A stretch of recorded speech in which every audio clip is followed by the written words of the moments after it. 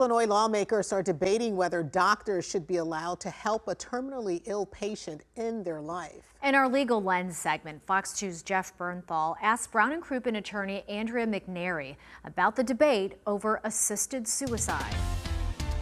Andrea, we're talking about Illinois here. What is it that lawmakers are pushing for? So what has been introduced would allow patients 18 or over who are mentally competent, who have a prognosis of 6 months or less to live, have access to life-ending medications. If the bill passes, patients would be required to be examined by a physician, get that diagnosis, and then be re-examined by a second physician. And I know this is an issue people have very strong feelings about. I guess what have we heard from both sides on this issue?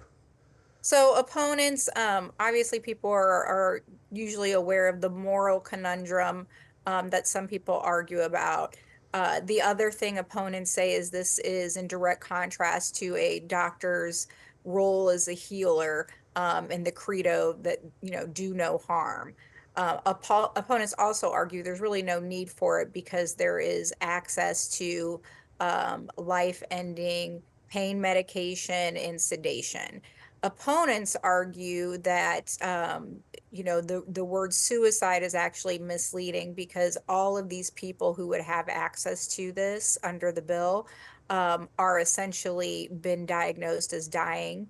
And that as a person with fundamental rights, each of us has a choice to make about the end of our life and how their life is terminated. And if this does become law in Illinois, would Illinois be joining other states? Have other states done this? Yes, actually, so there's 10 other states that have right to die laws on their books. Additional 17 states are undergoing current legislation, in addition to Illinois, which we just talked about. Missouri has also introduced legislation in 2024 for a similar right to die bill to be passed. Andrea McNairy with Brown Crouppen, as always, we appreciate your legal insight. Thank you. You're welcome. Jeff Bernthal, Fox 2 News. And remember, you can catch the Legal Lens on Fox 2 every Wednesday at 6 p.m.